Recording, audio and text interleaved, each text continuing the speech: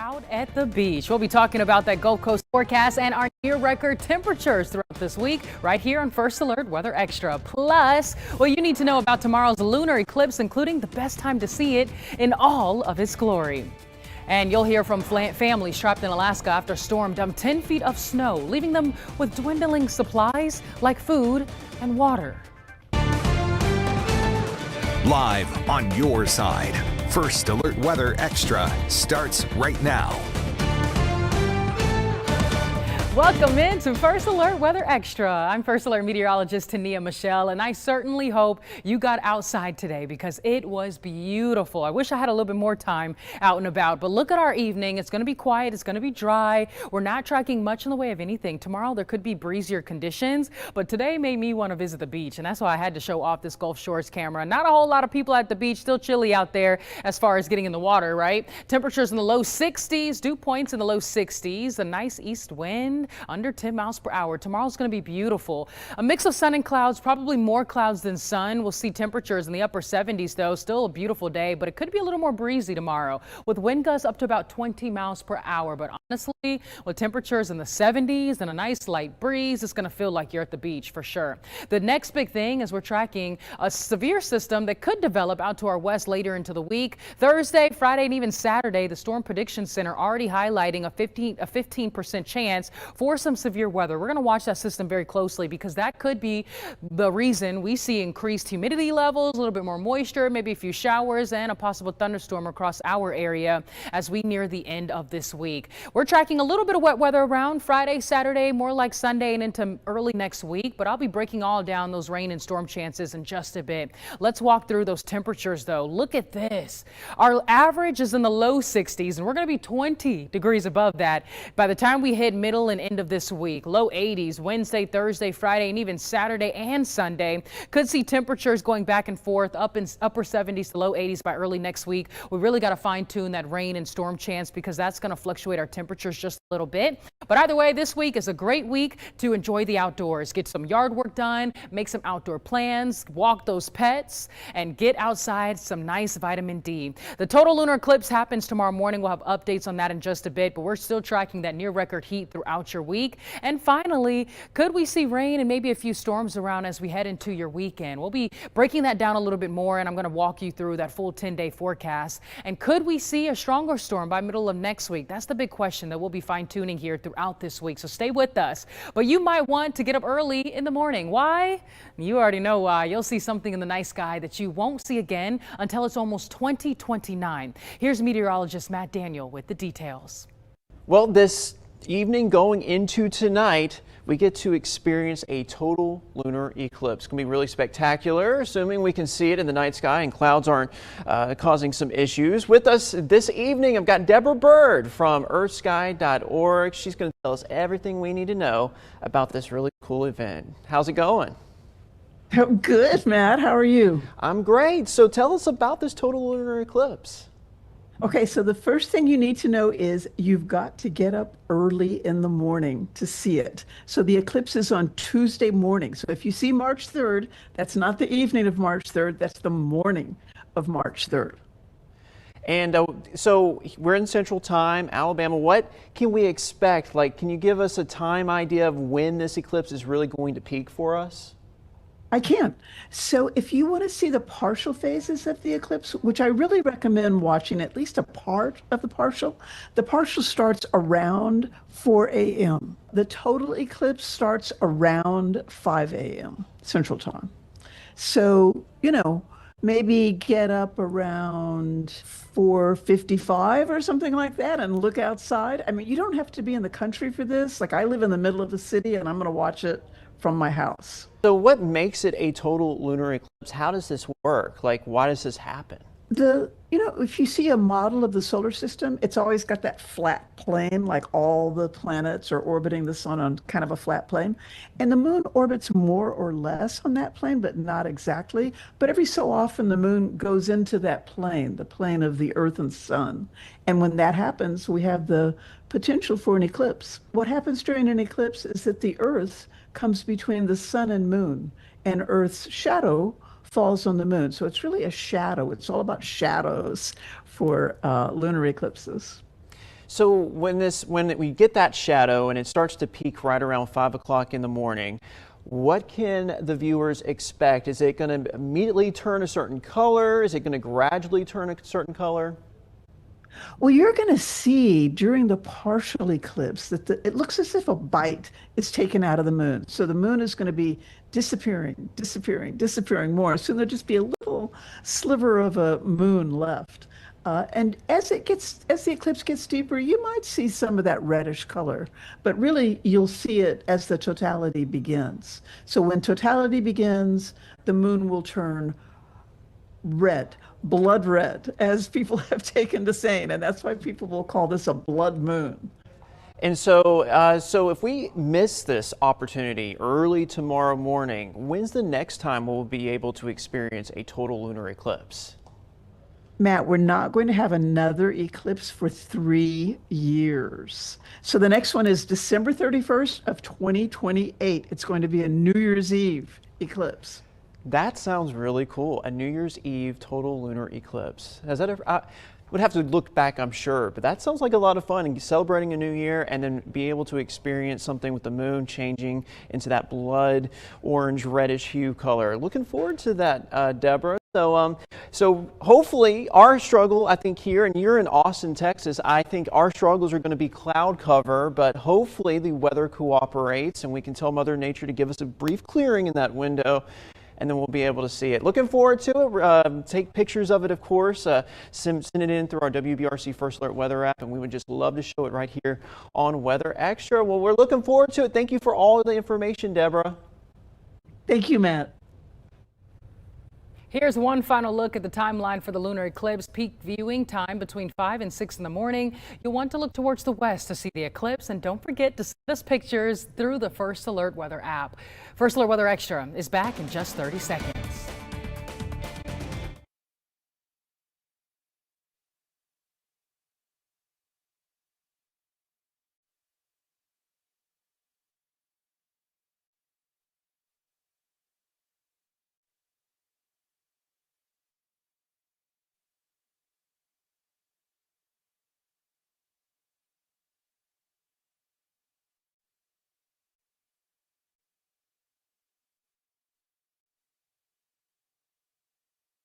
Welcome back in to First Alert Weather Extra. First Alert meteorologist Tonia Michelle. Happy Monday. Hopefully you had a great start to the week. I know this weather sure has been treating us very well. It's been a beautiful weekend. We've got more days like it. We are counting down till daylight saving time begins, and on March the 8th, we're just 6 days away when we spring forward. 15 days away until St. Patrick's Day, March the 17th, and Easter, April the 5th, 34 days away. Fun fact, my birthday's on St. Patrick's Day every single year. Here's a quick look at our muggy meter because our humidity is going to be rising as we near the end of the week. We're going to see a few showers by the end of the week. Definitely by early and middle of next week is when I see our higher rain chances, but definitely more moisture in the air and maybe a few more clouds. Can't rule out an isolated thunderstorm. But with all the humidity, with the warmer temperatures, we've got flowers and plants blooming. You may have noticed, maybe you've been a little more sneezy, you felt a little tickle in your nose recently. Well, the pollen levels are very high and they'll be extreme near the end of the week by Thursday and Friday. So please take that allergy medicine. I've warned you. I'm gonna start taking mine because, you know, I don't like to deal with that. But here's a quick look at our temperatures from our First Alert Weather Watchers. In the 70s, we'll be in the 60s very soon, and we're gonna hold on to 50s overnight into early Tuesday. But we'll continue to give you updates on our returning rain and storm chances and take a full look at that 10-day in just a bit. Lettuce farmers in Yuma, Arizona are accelerating their harvest operations this season. Temperatures are approaching triple digits earlier than usual, and that's pushing growers to adjust schedules and logistics to protect crop quality. Karina Bazart has the story. It's lettuce harvest season. As temperatures rise, farmers already have a plan in place to keep lettuce looking fresh. You know, the weather's been a little unusual this year, but the heat does impact our crops. John Bolts is a co-owner of Desert Premium Farms in Yuma. His family has been in the farming industry for generations. I'm a fifth generation to farm in the U.S. and second generation to farm here in Yuma County. The lettuce grown here ends up on dinner tables across the U.S. and Canada. This is how lettuce looks when it's ready. You don't want the knife in the dirt, so Okay. You want to keep it above the dirt, yeah. And you can slide it down, yep, and just give it a cut there. Sorry, my knife's not very sharp. It's okay.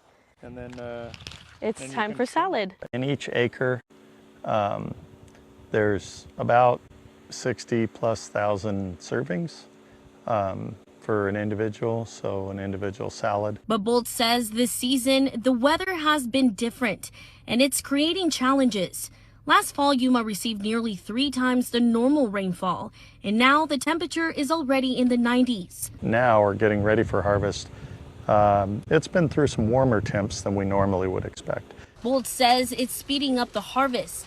Farm workers having to start early as 4 a.m., and when the temperatures get closer to the triple digits, they'll start at night. It's a race against the heat. And once we cut a head of lettuce to get it into the cold chain quickly, so we want to get it cut in the packaging in the field and to a local cooler. Here we're about a 35 to 45 minute drive into town, and so they need to get it cut, palletized, cartonized, palletized, and on a truck headed to Yuma fairly quickly. Well, coming up, how one man's call to help out brought an entire neighborhood together after last week's blizzard in the Northeast. Explore the wonders of weather with Weather in the Classroom. Scan the QR code now to help your kids soar to new heights with Soar with 6.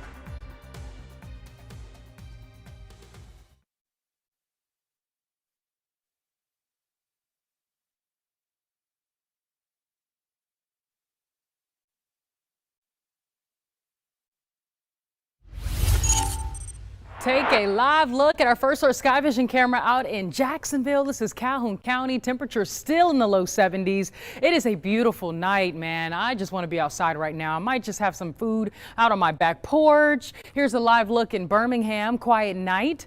Downtown Birmingham on top of Commerce One Bank. And we've got a beautiful sight ahead of us. And I believe that is a Top Golf. So yeah, gorgeous view there. No rain tonight. No rain tomorrow. We're actually going to stay fairly quiet over the next couple of days, so you get to enjoy a dry stretch of weather, and matter of fact, warm conditions too. Still holding on to temps in the 70s at the moment. Some areas already in the lower 60s, like in Pale City and in Walker County, 64 in Coleman, 67 in Anion, and that's just because you're catching more breaks in those clouds. If you catch more breaks, the temperature, the heat of the surface escapes the atmosphere, escapes the surface a lot easily, so a lot more easier. So that's why temperatures are falling in those specific areas. Winds for most of us fairly light. It looks like it's a little more breezy areas north and east, like in Cherokee and Etowah, North Calhoun County. So yeah, we're actually going to track breezier conditions by the time we hit tomorrow. But look at wind gusts, saying that we have wind gusts close to 30 miles per hour in center. But winds tomorrow will be picking up. We've got wind gusts up to about 20. Winds out of the southeast sustained closer to 10 miles per hour. But it's going to make it feel like a beautiful spring-like day. You get a nice light breeze, perfect for some outdoor afternoon activities. Here's another look at your hour-by-hour forecast tomorrow. We'll see temperatures already in the low 70s by lunchtime, late afternoon, mid to even upper 70s tomorrow. A mix of sun and clouds, probably more clouds than sun, but still a beautiful day nonetheless. The big story is, will we catch some breaks in those clouds just in time for you to catch that total lunar eclipse around 5 a.m. that ends closer to 6? Is it 5 to 6? Yes, I believe so. Yes. Here's a look at 4 a.m. and we're seeing some breaks in the clouds at that point, but some of our models have been showing that clouds may build in for our eastern counties and south and west close to mid-morning. There's a look at 5 a.m. There's a look at 6 o'clock. Maybe some of us catching some breaks. I hope all of us do sometime between that peak viewing window so that you can look up, especially if you're making plans to wake up early before the crack of dawn, right? You might as well. We're hoping that those clouds break so you can actually see what's going on and see the moon. But there's a look at 10 o'clock. We're staying dry tomorrow. We're tracking our next rain chances later in the week, and that's because of a system that's going to be developing out to our west. There's a 15% chance that we could see severe storms in parts of Texas, Oklahoma. That's Thursday. The Storm Prediction Center has North Texas, parts of Oklahoma, and areas further north by Friday. And then we move into even parts of Arkansas by the weekend, by Saturday. So that system is trying to stall. It's going to be fighting a lot of things. We have high pressure to our east, and that system develops out to our west, and we're going to be smack in the middle of it. So that's going to be changing our rain chances and our forecast the closer and closer we get. So we've had some days to fine tune this. Here's a look at Saturday. Some of our model shows that there could be a brief shower, maybe even an isolated thunderstorm. Catching some breaks with some returning rain chances heading into Sunday. There's Sunday late afternoon. It looks like we see higher rain chances Sunday and into early next week. Looking a little bit more unsettled Monday, Tuesday, and Wednesday of next week. So we'll keep you up to date with that. But here's a look at our high temperatures, tracking 80s, far above average, and a full look at that 10-day. It's a week to get outside. Get some yard work done, walk those dogs. Temperatures mild overnight in the 50s, low 60s by as early as Friday morning. And we're still holding on to those 80s for your Saturday and your Sunday. But imagine being trapped in your home by 10 feet of snow. Thankfully, that's not our story, but that's the reality for Alaskans in Denali Borough. And they're running out of fuel, food, and even medicine after being cut off from the outside world for more than a week. Jace Berntrad has the story. Alaskans are no strangers to snow, but almost 10 feet of it? We had a massive snowstorm within the entire week where it snowed about 2 feet for 2 days. Within a week's time, we had 6 to 8 feet of snow with 40-mile-an-hour winds with drifting. Heather McGordy says many families live several miles from the nearest main road, making it almost impossible to get supplies. I had just gotten my truck stuck, which normally that thing really can move a lot of snow, and it's just been getting progressively colder. Now it's at the point where equipment really doesn't operate well when it gets past minus 20. After 9 days of being snowed in, families are at risk of running out of fuel and firewood. Fuel-wise, for running generators or any of that, I have about a week's worth, and that's pushing it. That same generator runs our well, so it can get very discouraging. There's about 4 gallons left there. That's not going to get us far. I've run out of some of my own medication, and, I'm going to have to get out at some point. We can't wait another month. Joseph Chatfield says several people have attempted to travel to Healy by snow machine, but have not been able to make it. With each passing day, residents feel more frustrated with the borough's response to the situation. A lot of us out here have been self-sufficient, and we've never really had to ask for help from the borough. And the one time we do really ask for help for the winter time, we just get no real answer. We're prepared for living off grid, and this is a lifestyle that we've chosen and we're well prepared for, but this is not something that is a normal circumstance. Denali Borough Mayor Chris Knoll said in a statement, quote, "We are communicating and coordinating closely with our Department of Transportation partners to determine what role we can best serve to help our impacted communities. As conditions show no sign of improving, the situation becomes more dangerous each day." You've probably heard the phrase teamwork makes the dream work. That's ringing true in one Rhode Island neighborhood as neighbors helped each other shovel the snow that was dumped by the recent blizzard. Abby Bettacavoli reports how they are showing what it means to be a good neighbor. It's a sight some New Englanders still long to see. Clean pavement, but it's visible here on Newport's Curry Avenue. We have a tight-knit street. It's an awesome little community. The day after the big blizzard, a text to rally the troops hit the neighborhood group chat from the man they call Uncle Jimmy. Uncle Jimmy. James Hatfield called for noon sharp. When Uncle Jimmy put out the signal for everybody to come and shovel, everybody came out without any questions, and we ended up digging ourselves out. The neighbors agreed to help themselves and take a load off the snow removal crews. They're overwhelmed, understandably. So under the bright Tuesday sun, each family filed outside and got to work. We decided to take matters into our own hands and old school hard work and camaraderie. I was out here in a t-shirt.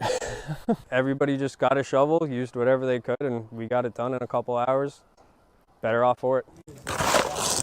Some neighbors have lived here on Curry Avenue for decades. Many hands make light work, and that's exactly what it was. Some only a few days. This is Bowen. He was born last week. Last Sunday.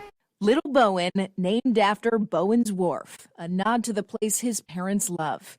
And if this new addition to Newport needed any help, everyone made sure it could get here.